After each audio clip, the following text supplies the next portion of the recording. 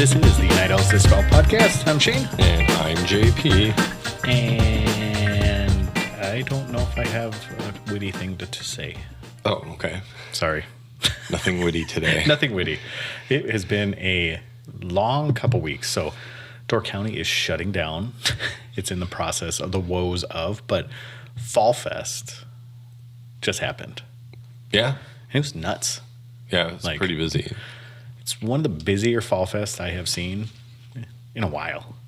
I think. Okay, yeah, I heard there was like a rumor that like 40,000 people might have gone about it. Dude, it was crazy. We went down on, I don't remember, Saturday, of course. Yeah. Let's pick the biggest time. We got down there about 9:30. And probably about 10:30, we went walking across the road right before the parade. And I think it was either Malachi or Gabby looked up the road and she goes, "This is busier than Disney World." we just went to Disney World. Like, this is busier than Disney World. And I looked down the street and I was like, man, it is. It feels like when they do the light show at the end of the day. Yeah. And everybody's packed on Main Street in Disney. That's what it felt like. Sure. It was crazy. If you're down by the park or Al Johnson's and you look up the hill, it's noticeably not as busy down that way. And then you look up the hill, it's just packed with people. Because there's a big stage that goes across the road that they have the band. And a lot of people hang out at Husby's and The Bull, which are like two big restaurants in Sister Bay. Yeah. And then Sunday, we were there because of the Soapbox Car Derby. And it was, I'm sure, a lot of hungover people weren't showing up. Sure. And the weather wasn't great. It was like great. kind of rainy off and on a little bit. So, Yeah. but yeah. But it turned out well, though. I mean, it was busy at the restaurant, and obviously all the lodging was full. You know, it was a good weekend, but tiring. Yeah, and then for the past 3 days, we had really high winds, Huge winds. like 50-mile-an-hour sustained winds. Yeah, crazy amount of wind. Like, so much so that I have like 3 or 4 baskets in my backyard. Every one of them got knocked over. So this coming weekend is the Fall 50, which is a big 50-mile, like it's a relay race, but there's some ultra marathoners that'll do it, solo. Yeah. And so they have all these porta potties set up in Gills Rock. So as on my mill route, there's a little stable of like 10 of them. 6 out of 10 fell over from the wind. So I was like, oh, that's gonna be nasty. Yeah, hopefully they weren't used yet. Yeah, hopefully. Oh, man.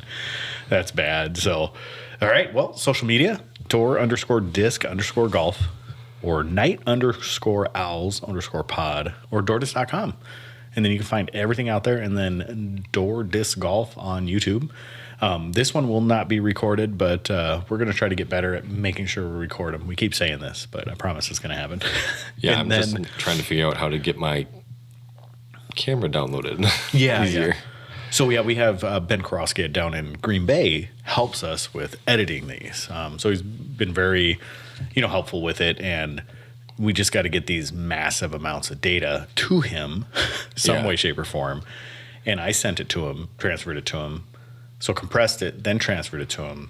It was still 10 hours to transfer it to him. Oh my just God. to send the data. It was crazy. So we'll find a better way, or we'll keep doing it that way. We'll just be a little more efficient about it, like load it up before we go home or something like that. Yeah, that might be good. Like drop it on my computer and then I can just send it down to him. But that's like 15 hours worth of data to send. It's crazy. So we'll figure it out, one way, shape, or form. So if you have any questions or you want to send us your bags that we can look at and see if we can poke fun at it or give you some suggestions, let us know. If you have any topics or interviewees that you would like us to get on, just let us know.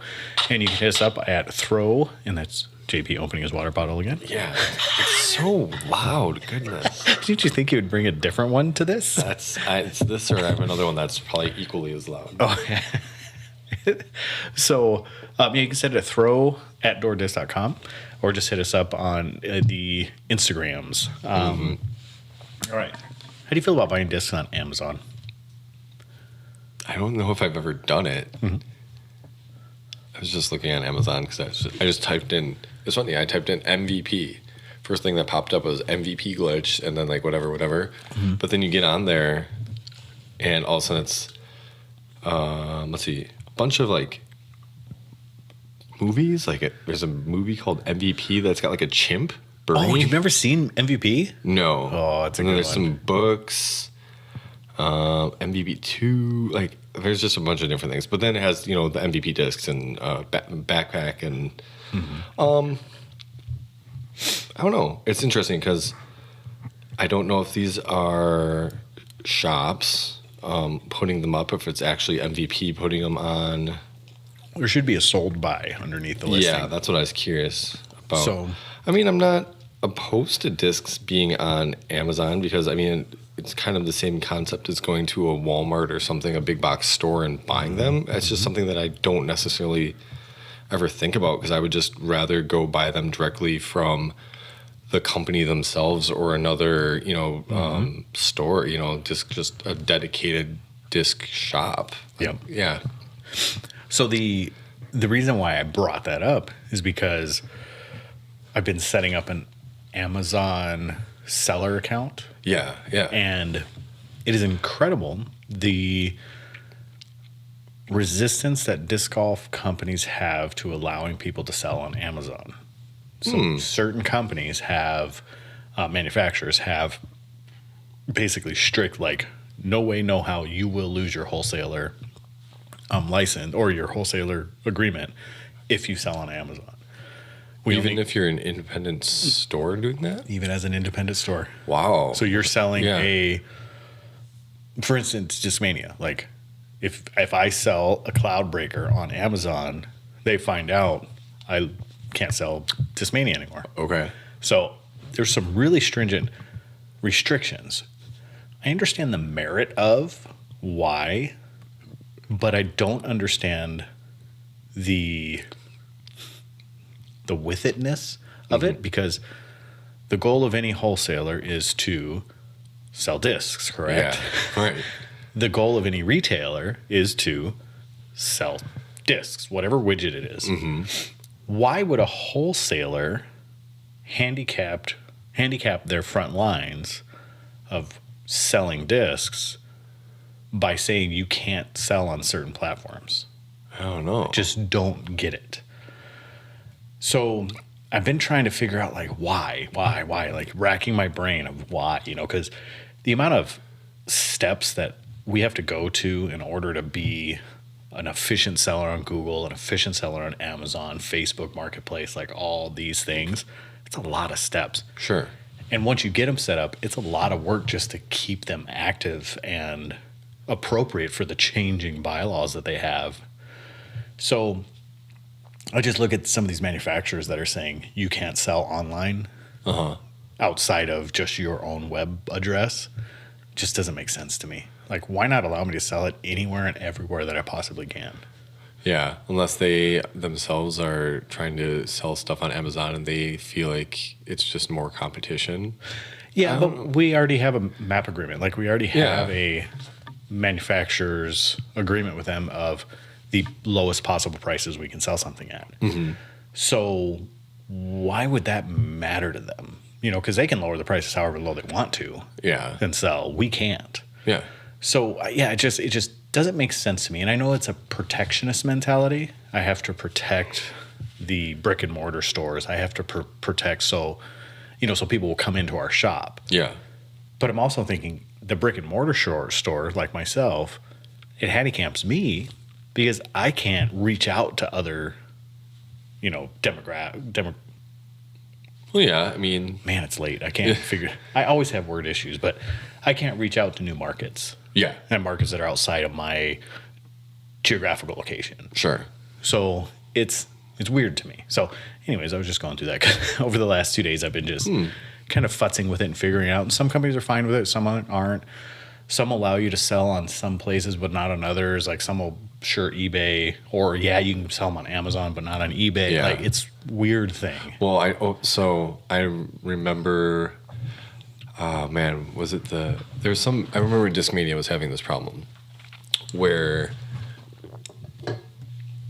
what was the deal? Oh, they were having new releases, and people were going on eBay and putting these discs out on eBay for like astronomical amounts of money before they actually dropped.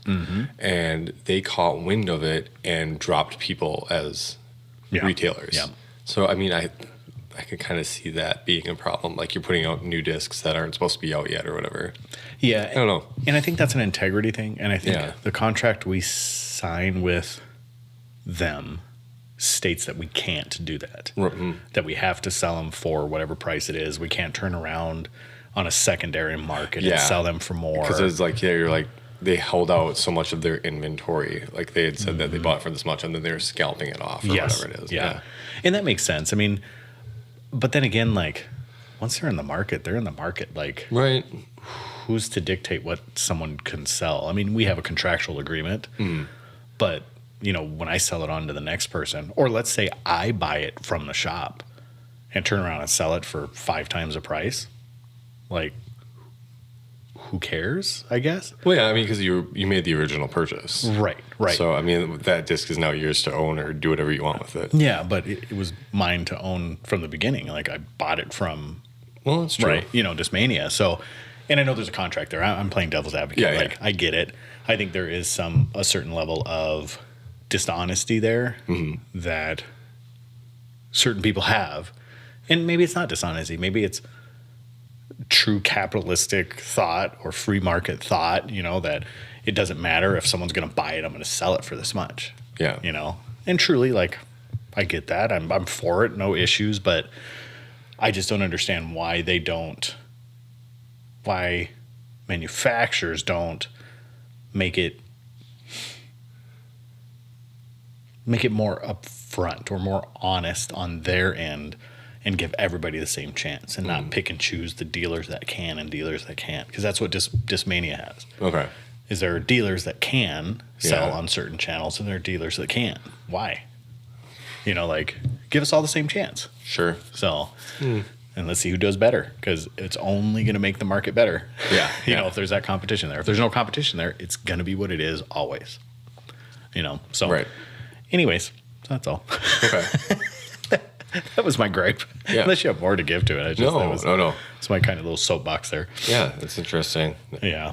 I guess, like I never really think about going on Amazon to buy discs. I think I've like looked just to see maybe if they had something that was hard to find. Sure. Because I don't know how many people actually go on there to buy stuff. But yeah, I mean, I think it's becoming more and more. I think little by little, manufacturers like Dynamic Discs is all over Amazon.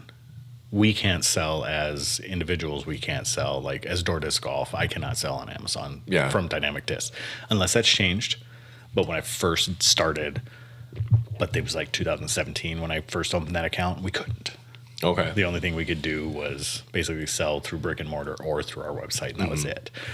And so, yeah, it's and I'm sure there's some changes that have come, but like that's the way of the market right now. Yeah. Like to support a shop, it's hard. It's hard. It's a lot of money, you know. I think about how well the shop would be doing if there wasn't a brick and mortar. Like it'd be doing great, but then again, we wouldn't have all the walk-ins. We wouldn't have the exposure for the community. Yeah. And that's what we're there for. Yeah. It's really growing the sport. So it's kind of the Field of Dreams, you know, mentality. Like we build it, people will come. Yeah. So, but yeah, I don't know. I can always pick something to fuss about. Sure. So, all right, thrower hanger flipper. What'd you buy? Ooh, that's a good segue from flipping discs to flipping discs. Yeah. Actually, I didn't buy anything this week. Wow, good for you. Yeah, I held out. He's shaking right now. The trembles, like going through DTs. Yeah. Oh god. You haven't brought anything into the shop recently either to buy back. I was thinking that like our used disc bin is getting pretty low. Is it really? Yeah. Oh man, there just hasn't like been anything really that has caught my eye or like I've really wanted to like, throw. I feel like I've gotten everything I need right now. I thought you were going to do the cart thing. Huh? I thought you were going to do the cart thing. What's that? You were going to buy a cart.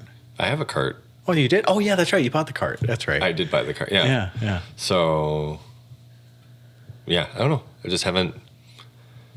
February's coming. Don't worry. That's one of the slowest times. Yeah. Yeah.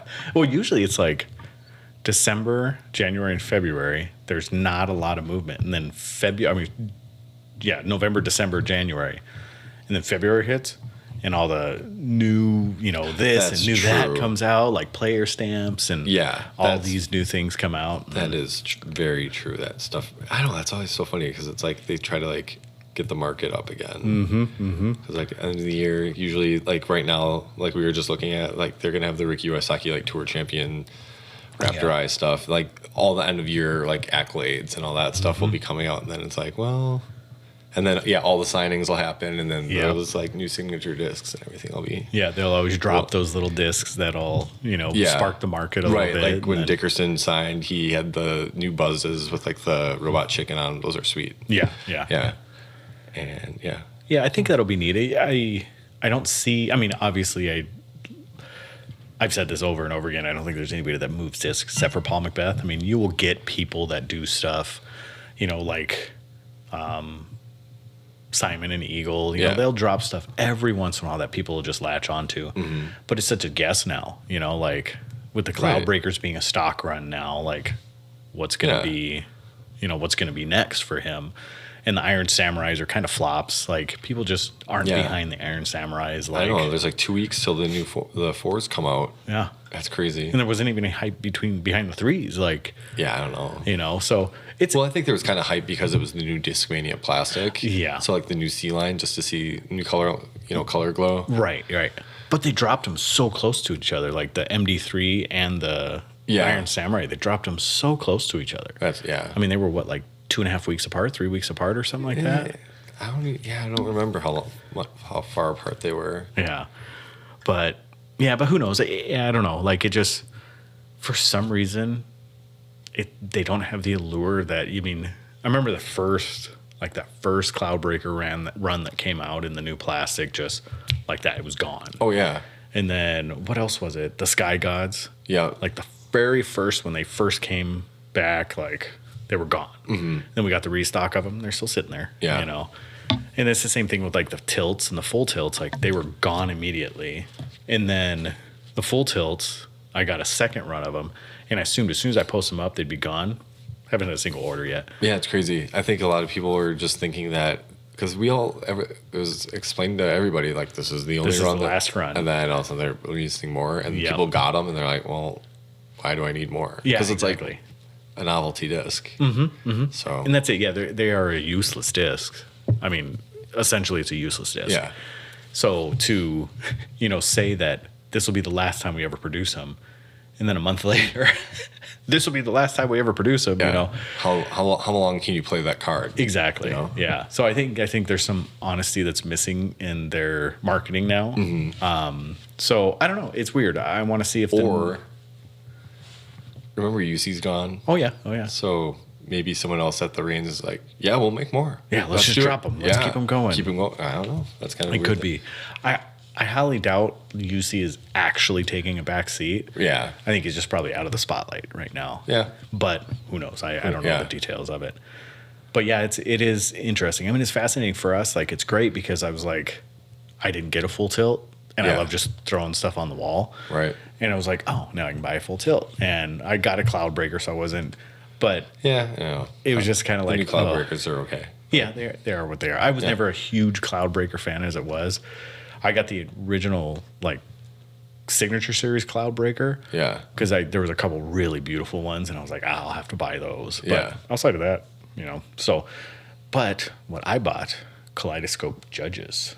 Okay. So dropping on the site tomorrow, and we're a buyback store. So since we've had them, we've been selling them. So I think we're down to about 6 left. Cool. So when they go up on the shop, but they're a Supreme Orbit, and they have like this. It's a very busy stamp, and it's a lot of DD. Yeah. So if you're not a DD fan, they're not going to be for you. But on the top of the disc, there's just a crud ton of stamps, like little DD stamps in kind of like concentric circles. Yeah. They're really cool looking. I fell in love with them. Like they're busy though, and that's usually not my style. I like really plain. A lot of times I'll even wipe the stamps on my putters, but these I like. So we'll see how much I like them when I start putting with them. Yeah, that's weird because if there's a lot of foil from the stamps, like I don't know how I'd like that feel. Yeah, they're just little. It's not a solid foil. Yeah, like they're still grippy, and they don't stamp all the way to the edge where I hold them. Okay. So, yeah. But I could see how that could be That could be an issue. So, and those were with throwers. So I'll use them this weekend because we got the tournament. So, nice. All right. So preview, we're going to go over the Pro Tour Championship. We'll talk about the winners. And we'll talk about some records. Mm-hmm. We'll talk Player of the Year. And we'll talk a little big money skins match at Eagles Crossing. And then we do not have a listener bag analysis this time. We might have one or two. It's late. I got to get up early in the morning, and I've been going all day. I've been going since 6 o'clock this morning. So, we're going to have to just skip this one. And then most likely we will have a random question and then shop updates. So let's get back to the Pro Tour Championship. So Pro Tour Championship just happened. It is a knockout, so it divides field in half in every round, and it ended up being 5 rounds total with the play-ins, correct? Thursday, Friday, Saturday? Yeah, Sunday? I thought it was Thursday, Friday, Saturday, Sunday, so 4 rounds total? Yeah. Okay. Yeah. And then the play-ins. Well, yeah, there's the play-ins, and then the women's was shorter. Mm-hmm. They only had fewer, yeah. So, yeah, it was... Who moved on? I forgot right away who moved on. We had talked about it last week. Yeah, it was Gilbert. because it was Wednesday. Yeah, it was Wednesday was the plans. Yeah, so Gilbert and... Coling, yeah. Mm-hmm. And then from there, I didn't really pay attention until the last day. I paid attention enough. Right. I didn't really pay attention. I know that Katrina Allen and Scoggins was in the final. Yep. Scoggins and Missy. Yeah, it was Scoggins, Missy, Tatar, and Pierce, right? No, Pierce got knocked out 5th. Second round as well. Yep. I can't think of who the fourth is. I just watched it. I know. Just watched it. I was just thinking that. I was like, Well, nevertheless. Yeah. Tatar ended up coming out on top. And then Wysocki on the men's side ended up coming out on top. So Tatar won, set a earned money record, not just for FPO, but for disc golf. For disc golf, yeah, earned money. It was like $103,000 in one season. Then Wysocki finishes about 4 hours later, beats her by $2,000. Yeah, $2,000. So if she wouldn't have been hurt with her elbow for those 4 tournaments? Yeah, 3 or 4. And let's say she held her record of staying on the podium, she would have easily had that. Yeah. Would have kept it. Yeah. I mean, that's phenomenal. That's wild. Yeah. So here's my question to you with those two things keeping in mind. Is the FPO division now where it should be? Not where it should be. Yeah, like all this talk about we need equal pay, we need equal airtime, we need to be treated more like the men. It's interesting because let's say I think this is kind of like an outlier situation. Like Kristen just dominated. Mm-hmm. If she didn't have as good of a season, she wouldn't have earned as much money. And because payouts are still way less than what the men are. No, they're not. Well, no, they're not. Look back and look. They're still quite a bit lower than men's. No, they're not equal. Not. Well, they're not equal because they're not the same amount of money coming in. So I know that's what I'm saying. So that's what my point is that. But how can the top player in FPO and the top player in MPO only miss $2,000 apart? Same number, almost the same number of wins between the two of them. Hold on, man. I'm just checking something real quick. Sure.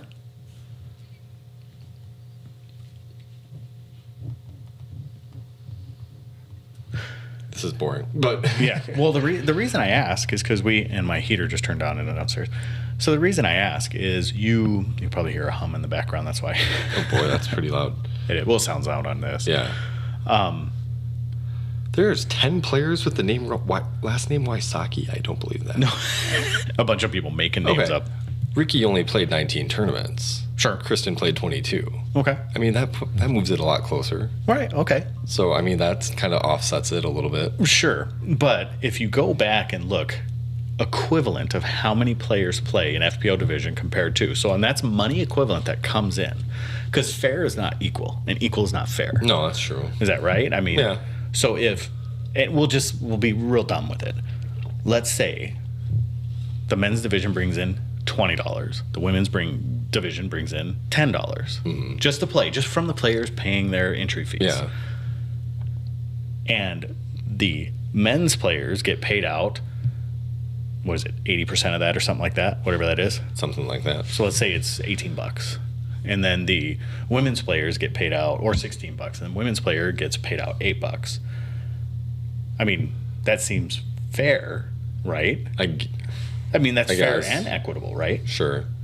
So now you're seeing the women's players get same exposure on TV for the most part, on coverage, right? Yeah. And you're seeing the same monies for the most part being paid out. Well, I would say they get the same exposure. There's more companies post-production covering MPO than FPO. Sure. I mean, but that's by contract. That's by the company's choice, right? It is. But the Pro Tour, I mean, airtime bodies, they give the same airtime, right? Yeah. I mean, because you could say that about, like, I don't know, sponsorships or photographers or, like, sure, there's more people taking pictures of, but then again, it goes back to the equitable and fair thing. Like, there are twice as many male players as there are female players, right? There are, yeah. So, well, in the mixed division compared to the female division. Right, like female division's usually capped at like 40 players or something like that, around there. Well, it's not capped. It's always open. It's just they usually cap it once the field gets to a certain point. There's always those time cutoffs, right? So, and the anomalies are like the Throw Pink women and those things like that, the women's specific events or the female specific events. So, I mean, maybe I'm getting a lot of people mad at me right now, but I'm super happy with where it's at. Now, I can't speak as on a female division, but compared to what it was, compared to now, and then you see someone like Tatar bringing home, sets the all-time paying record, and then you compare it to what FPO had been making in the past. I mean, like, she made more in this event than Elaine King made in her most career. Winning season, or was it in her career? At one point, I thought they said career, but I don't know. It could very well be. Yeah, so... Or maybe 3 times the amount of money, like that was her top season. Maybe that's what it was, something like that, yeah. Right, yeah, because, we talk about, like, the WNBA. We kind of make fun of that a little bit because the NBA subsidizes it, and, the 300 to 500 people they have in stands, maybe 1,000, that type of stuff. I don't think it's the same because I think there's a larger fan group proportionately for FPO than there is for the WNBA. You know what I mean? Sure. I would assume that would be the case. I think there's a more dedicated following for them. But I think it's that same thing. I think the Pro Tour, the MPO side, the Mixed Pro Open, is kind of subsidizing a lot of what's happening. And the membership is kind of subsidizing a lot of what's happening in the FPO. Or it's added cash from sponsors and things like that. That gets split up equally, right? Yeah. So, I mean, for me, like, I like where it's going. Sure, it could keep going. It could keep going up. I'd love to see same payouts and all that stuff, but there's also a business aspect behind it that I think a lot of people forget when they talk about stuff like that. Right. So I know the biggest thing that I just know equal pay-wise right now is the U.S. men's national team for soccer and the women's national team just signed contracts for equal pay no matter, across the board. Yeah. So depending on, it doesn't matter how, because U.S. women's for the longest time has been considered the best team. I mean, I think England right now is better. But yeah, so they just signed a deal that says both teams are getting the same amount of money for wins, whatever salary across the board. Really? Really? It seems, could that potentially, because they're two separate entities, correct? The teams are, but they both fall under U.S. soccer. So it's one body overhead of both teams that kind of is in charge of them, even though they're two separate teams. So take male, female of it, just like any company. Let's say one branch is not bringing in enough money to cover their costs. So whatever widget they're selling, this widget costs more than they're actually selling it for. And on the other side, this widget costs more, or it brings in more money than they're actually selling it for. And they bring those two widgets together and make them both the same amount. How do you feel that overall is going to affect this company? Yeah. Like, could it jeopardize the profitable side of things? Like, let's just be frank. Like, sure. Could the women's side of things affect the men's side of things by taking that money and pushing over to the women's side? Because the women they don't bring in that amount of money, right? No, I think that's the argument, is that the U.S. women's, even though they are much more successful than the men, and you would think that the success drives like attendance and like merchandise sales. Yeah, you would hope so. Yeah. Yeah. But maybe those things aren't selling. I mean, I don't know what a U.S. women's national team jersey costs compared to a men's. They're roughly around $70 or somewhere around there, I'm thinking. But being a male sport, it's going to make more money than the women's, just because the women, I don't think, are playing in as big of stadiums. They're not drawing as big as, as many fans. So, yeah, it's always going to be the male-dominated sport's going to, or, the male sport's probably going to bring in more. Yeah. Yeah, you just wonder if, like, some of these, I mean, I think they're very admirable fights. And I think, there's merit to what's being said and what they're fighting for. But there's always that other side of the coin. Yeah. Quite literally with this, like, the other side of the coin, like, so we got to pull this money from somewhere. And is that going to jeopardize the sport in general because of pulling and transferring money into another pocket, Because now you're putting money into a pocket that doesn't fill back up. You're just constantly, it has a hole in it, basically. It's like flooding out, a little bit. And I know I'm using bad analogies because it makes it into a negative connotation. It's not. Like, I'm not saying they're worthless. No. I'm just saying that. I just think that what they were thinking is based on their success and, like, winning World Cups, winning tournaments and all this thing, absolutely. compared to that they deserved more than what they were getting. That's... Yeah. Yeah, and I see that. I mean, you hate to see something like that. I mean... It's not often that you see one country's team or another, not putting down women's sports, but it's not, you don't see them being more successful than a male-dominated sport. Like, you look at national teams, and it's like, yeah. Like hockey, pretty level. U.S. and men's national team hockey teams are pretty level. Like, they're both winning. Same thing with Canada. It's just really a weird situation. Yeah. Well, yeah, and I can see that. I mean, I know there's a lot of those issues that weigh into the league, and especially women's events and stuff. So I'm not being callous. I understand there's history that causes a lot of this stuff. Yeah. But where's that line, And sometimes when you push something that is not ready, you can do damage. Yeah. Instead of letting it happen. But then again, how long have we just let it happen and not pushed it, So I think on the flip side, like, some of these things have to happen. Now we'll get back to disc golf. Like, some of these things have to happen. Like, we have to push the money in. We have to push the broadcast in, because if we don't, then how do you build the audience? How do you bring the money in? Right. So it's the same thing. Like, in a shop, like, you have to put money into something in order for it to grow. So you have to put money into advertisement that may or may not ever come back to you. That's true. But it gives you that exposure. So something that I haven't noticed, so, I mean, we're getting on with this, but no. It's a good topic. Yeah. No, like, watching the Disc Golf Pro Tour, like DGN and everything, you only, like, I know that, Barbasol has recently come on for sponsor. Johnsonville has been a sponsor for a while. I haven't seen any just women's specific sponsorships coming in, like, commercials or anything during, FPO at all. Like, you don't see any of those commercials, like, geared towards women. It's always just, like, disc golf manufacturers maybe showing women more during that segment, but nothing specific. Like, Throw Pink. That's the only thing I can really think of. But you don't see Yeah, I don't know. Yeah.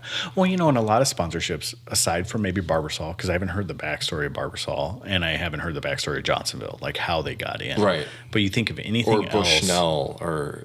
Well, yeah, so the story behind Bushnell and the story behind like Grip 6, Grip 6, and the story behind, I'm trying to think of some other ones that came in. But the reason why they came in is because they had this really big driving force within their company that liked disc golf. So they did it as kind of more of a passion project or a charity project. That makes sense. Johnsonville and Barbasol, I'm not sure where that comes from. And it was, those first two didn't do it because there was money in it. The first two did it because there was a passion in it. So we'll see where, wow, that was weird. So we'll see where, Barbasol, and like, I can't wait till someone can talk to somebody that made those decisions. Yeah. And to have those conversations. Maybe I'll reach out and see if I can figure out. But I think just in general, women specific or not, I just think you got to see that return. Like Adidas put their little toe in, or Terex, put their little toe in. Yeah. They pulled it out immediately. Yeah. In one season, and that was it. I mean, and they stopped sponsoring people. I mean, they just got out because there was no return on what they were putting into it. Like that 25 G's that they spent to sponsor a course. Or I don't remember who's the clothing company that sponsored Paul? Do you remember he signed like an exclusive apparel deal for like this year or last year? I don't remember. It was a golf company, I think, but I don't know if they still are doing that or not.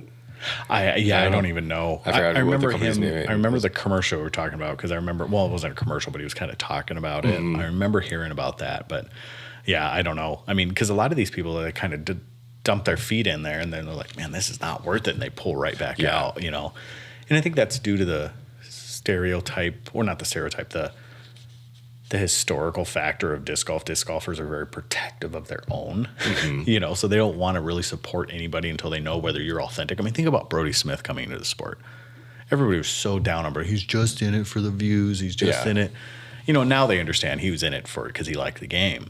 But in the very beginning, like people were like, you shouldn't be here. We don't want that type of stuff. Your attitude's not welcome. And now he's actually kind of trending some of these things in disc golf. Like he's making changes in disc golf because of who he is. So, but anyways, so what was that? Where we're going with that? We were just talking about money. Money. Yeah. Okay. But that's awesome. So Tatar sets the single season. Wysocki follows right behind and swats it down with another $2,000. So Wysocki made a ton of money this year, and that should just about cover his losses in Bitcoin. Maybe he cashed out right away. Probably not. But. I doubt it. It'll go back, but oh man, like I bet you that is not as much money as he lost in Bitcoin. Because he took 250 G's in Bitcoin. Is that what it was? Oh yeah, something like that. As their signing bonus. Yeah, and he got that. It was probably January is when he got it. It was late January because he signed in the early January. I think so. And it was like in the 50s at that point, I would assume somewhere around in there. Somewhere. And it's at like 19 right now, or 17 or 18. I haven't looked in a while. I haven't either. But it's in the teens now.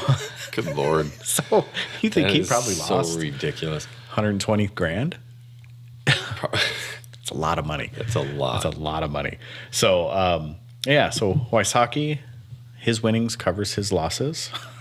And Tatar is just killing it. I mean, I'm super happy for her. I can't wait to see what she does next year, and hopefully she continues this. And I heard an interesting thing that someone compared Tatar to Sexton, and if she doesn't start playing more aggressive, all these players are going to pass her. Oh, I heard that too.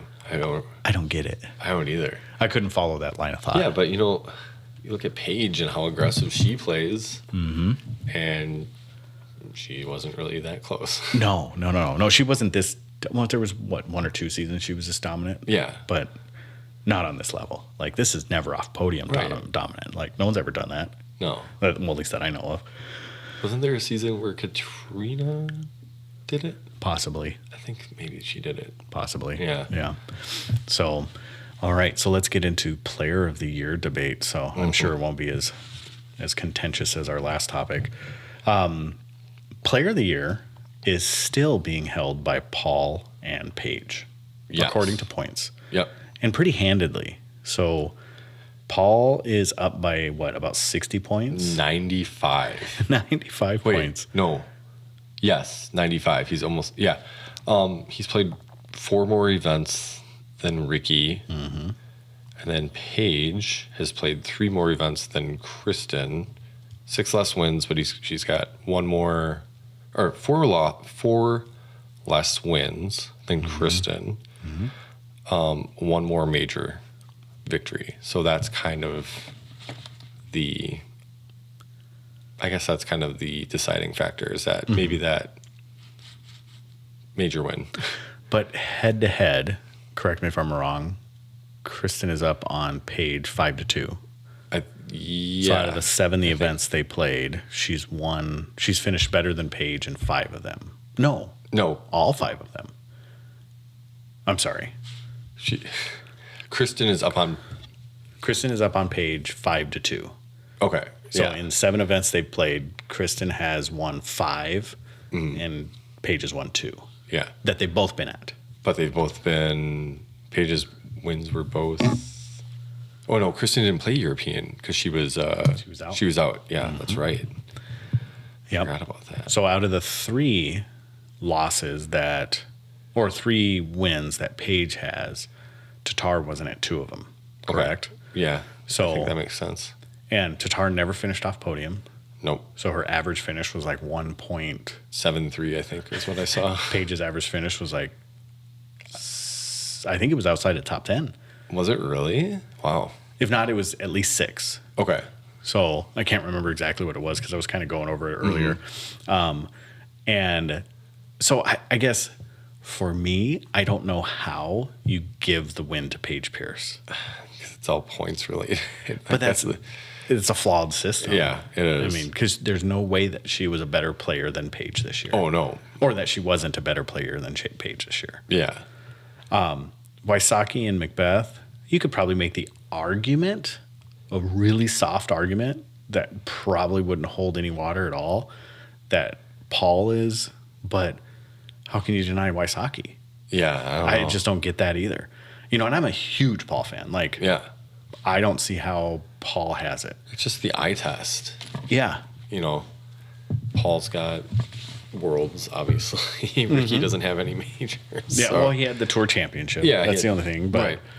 But that really, it's an elite series, but does that count? Like, I don't know. think it does. I don't think it does either. I think all that's decided after the World Championships. And then you just move on to the Pro Tour Championships, and that's just something totally different. Like, it seems like those points are decided before this technically end of the season. That's happened. But wait, there's more, because there's still the 2 Silver Series that are left this year. Yeah. It's so strange. It is. But yeah, I mean, I don't mind seeing more disc golf. Like, that's good. Mm-hmm.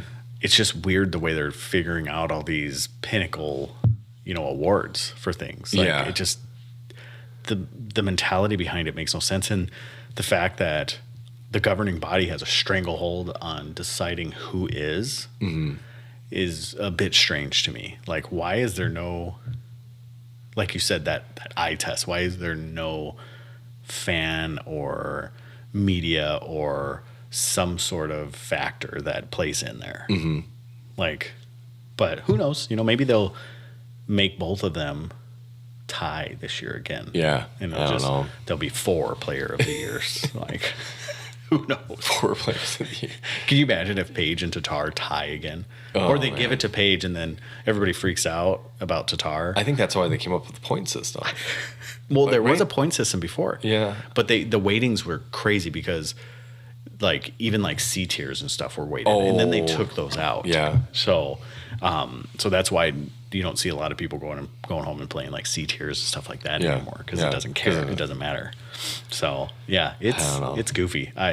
So the likelihood is that Paul and Paige are going to take home Player of the Year. Yeah.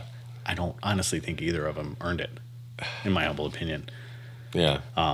Now I may be completely off base by saying that, but I don't think they did. No, I think even Paige would admit that she has. She says she's not.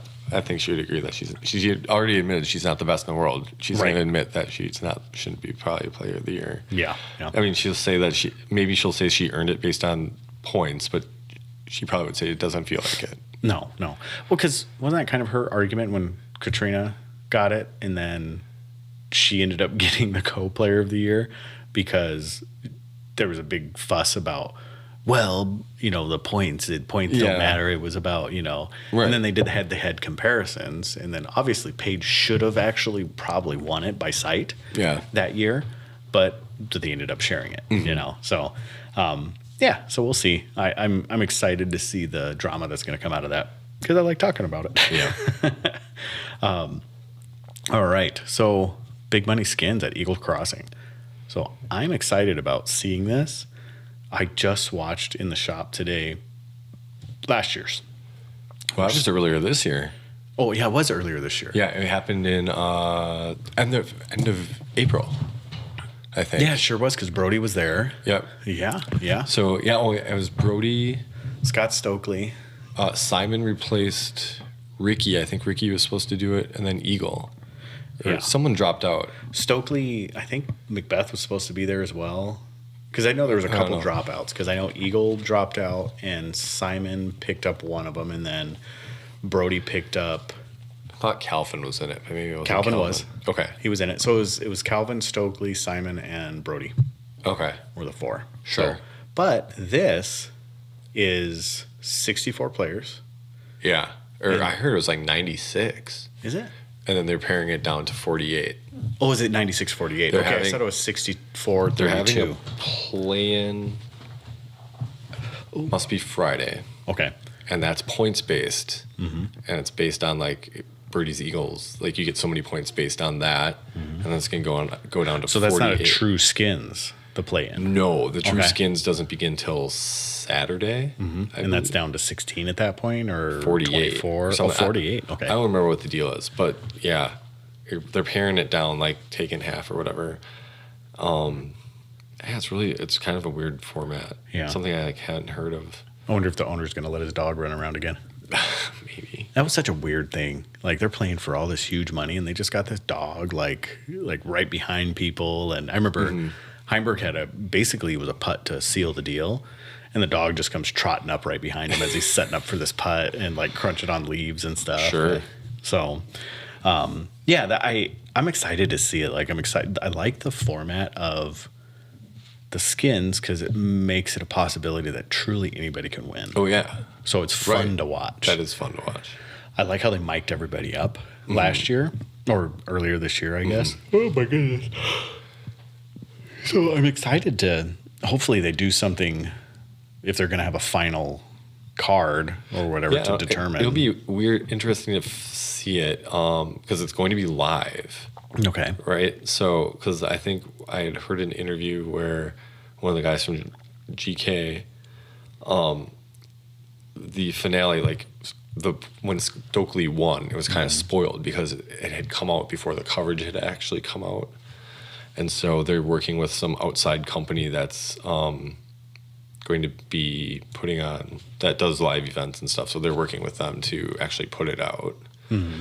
So I don't know. It'll be interesting, like if they're going to be able to jump through cards or, because like they don't really have a huge team to like jump between cards and everything. So it'll be interesting that, I know it's like $15, I think. To watch it? Yeah. Yeah, it's a pay-per-view. I saw it behind a paywall. So, and it's only for the 2 days. It's only for Saturday and Sunday. Mm-hmm. Yeah, I mean, if I wasn't busy working and then we have the tournament Sunday, I'd definitely consider buying it. Mm-hmm. I think it'd be fun to watch. Kind of bummed that it's, kind of bummed that it's only MPO and no FPO players were invited. Maybe they could have like shrunk the field and had FPO and MPO. I don't know. And with skins, I think all of the FPO players, like the top FPO players, could have been in the running because it's just one hole. I mean, if two tie, all tie on the hole. Oh, yeah, that's a good point. So I think skins, I mean, it's a very appropriate place to truly mix divisions. Yeah. But yeah, I don't know. I'm not the... Whatever. Yeah. I just know that there's like $100,000 like to overall all prize, like all money, and then the winner gets $50,000. Where are they getting this money from? The owner. So, but he just dropped like $15,000 or something like that in the one previous. So apparently, what I had heard is that they were going to originally it was just gonna be 50 grand, and they wanted to bring in some like outside sponsors and everything, and the owner was like, nope, I don't want any like signage, I don't want anything on the property except for, I just wanted people to be able to concentrate on disc golf, whatever they see. He just wants the course to be the course. Okay. So he himself has donated another 50 grand to the prize. Wow. And in this, like, whatever it is, couple $1 million, it's 400 acres. Yeah. It's a couple $1 million course. And he's planning on putting some kind of like lodge in or something. Well, good for him. Yeah. I mean, it's crazy. I mean, he's got a clubhouse there and everything, but he built the course in mind. Like, I think we've talked about it before, like being able to get cameras in there and like just have it be accessible to anybody that's there, or coverage, whatever it is. Yeah. And every time, because there's been 3, though this will be the 3rd one. Yeah. GK Pro did one, just them one time, like in between tour stops, and then they did the first Big Money Skins, and now they're doing this one. Yeah. And every time you see the course, it is phenomenal. Right. And the changes they're making. Yeah. I mean, you always see differences. I can't wait till it becomes an established stop. Yeah. You know, because I think it will be, but he's got to put bids in for, you got to put a bid in for on the tour, any major. So we'll see. I think if he has an issue with signs and banners and stuff like that, it's going to be hard to push in there if that's truly one of his concerns. That'll be difficult. That's what I'd heard. Yeah. Is that he's got something, not like something, I don't know if it's really against sponsorship, but maybe it is. I don't know. Yeah. Who knows? Something weird like that. Yeah. Maybe it's the purity of the sport or something like that. Maybe. He's trying not to taint it or something. But like, who knows? It's crazy what he's been able to accomplish in 2 years from like just turning on YouTube, watching during COVID, to all of a sudden be like, yeah, I'm going to drop a couple $1 million to make this the best course in the country. Yeah. And from what I am hearing, it is the best course in the country, in the world, potentially. I mean, I think you can talk about Yarva and things like that, but I just don't think enough, it's pay to play. I just don't think enough people have been there to experience it outside of, I'm sure maybe people, like, it's definitely a destination place. Right. And then I heard potentially it's like $35 a round. 25. Okay. Yeah, 25 for the day. For the day. So that's decent. Yeah, I think disc golfers just need to get beyond that. Like, if it is worth it, like, sure, you can go play municipal courses all day long. Oh yeah. And you can deal with the trash. You can deal with like unmanicured fairways. You can deal with all these things, or you can go to a pay-to-play course, and it's going to be phenomenal. Like, phenomenal. Like, just from what I've heard and everything that I'm reading and any interaction I've ever heard from somebody is like, it's beautiful. Like, there's not a blade of grass out of place, So I can't, I'm really going to try my hardest to get down there as soon as I possibly can, just to try it and see what it's like. But like, for me, $25, absolutely worth it, to play the best course I've ever played in my life. Right. And that $25 is not a lot. No, it's not. Don't buy a disc. Yeah. There you go. Sure. It's a trade-off. Like, you want to play the best course you've ever played in your life, or buy another rock. Yeah. So. Oh man, but it's just gonna be.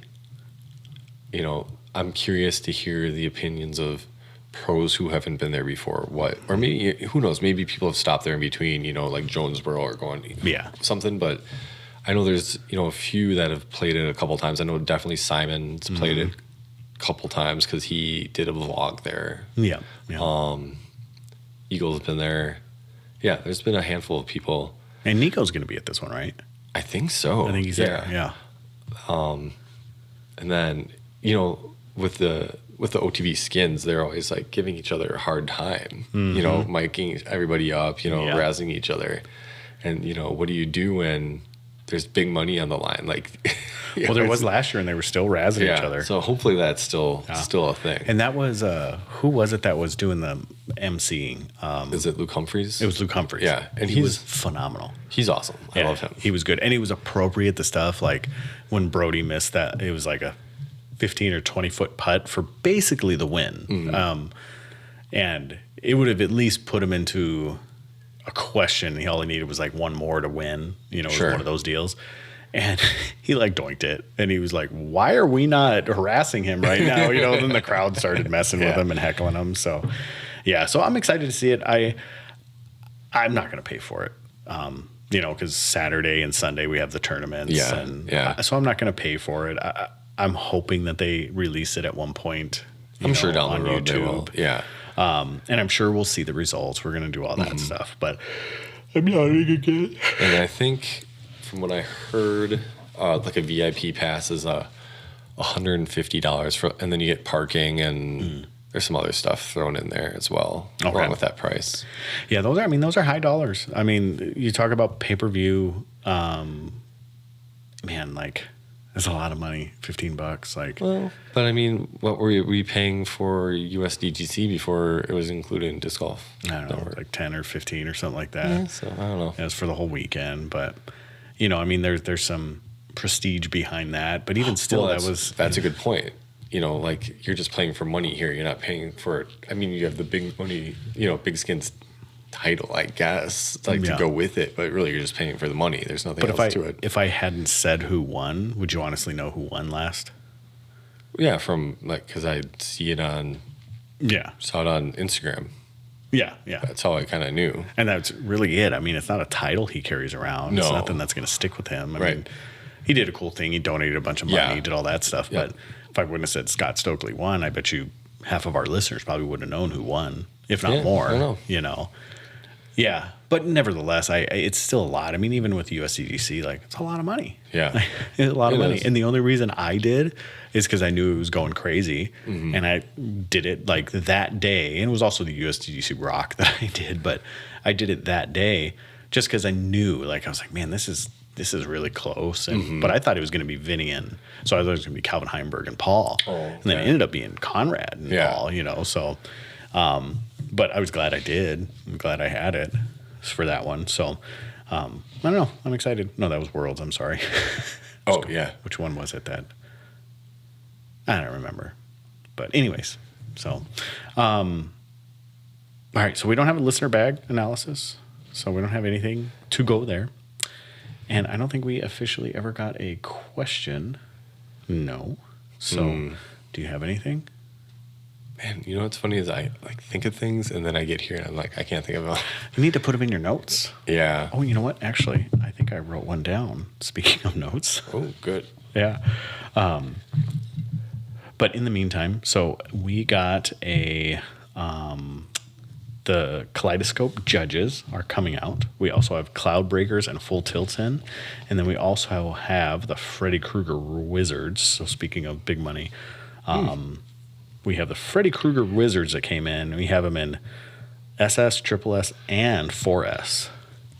So 4S. Silly, stupid, super soft. I don't know, something like that. Nope, I don't. Okay. That's too bad. I thought I wrote it down. I think what I did is I went in and then I started I noticed I had a bunch of random notes. So then I started deleting notes and then I just forgot to go back in. So, oh well, nevertheless. So with all that said, I think that's about it. I think we made a pretty decent under an hour. Well, whoa. If we end it within 1 minute and 45 seconds, we're under an hour. So there you go. All right. I think the only thing we're waiting for is your OnlyFans. Well, I don't have any updates right now. We were just talking a little bit before about some things that we could do for whatever. I don't know. But so if we tier this OnlyFans, what would you like to see? That is your responsibility to get back to us. I mean, obviously, we're not going to, you can't see JP's. Oh, dear God. Toe. Yeah. But we're talking toes. One tier is just, hey, we like you guys. The second tier is hey, we like you guys, but you should give me something. Yeah. Like socks. And then the next tier should be we like you guys, but I want socks and a D. And then, the next tier is, I want dirty socks and a D. Dirty socks. Give me your used socks. Worn by. Yeah. So let us know. We'll break them in for you. Yeah, what's appropriate? And what we would do with this, I don't know if we've ever really truly had this discussion, but it would just basically be used to make the podcast and things better, right? Equipment, whatever. Yeah, and then doing like special stamps for guys, for us, and selling them, doing that type of stuff, right? Yeah, probably. Yeah, it's like that's yeah. Yeah. So that's basically how it would be, and we'd have to like get manicures and pedicures for the camera and things like that. So outside of that, keep it subpar. Oh, I was just going to say, if you're coming up to the Fall Classic this weekend, we might be, I'm playing in it, but Shane might be around too. I will be around both days for sure. I'm playing in doubles. Sunday, I gave up my spot because we were on a wait list, and I figured it would be probably appropriate to let other people play since I've played that course many, many, many times. As much as I really want to play, it's probably best that I don't. Sure. So I would rather have someone else come up and play. So hit us up. If you see us, say hey. Tell us you hate us or love us. Well, just... Be gentle. Yeah, be gentle. Be gentle. No physical contact. Except for with JP. All right. Great. Peace.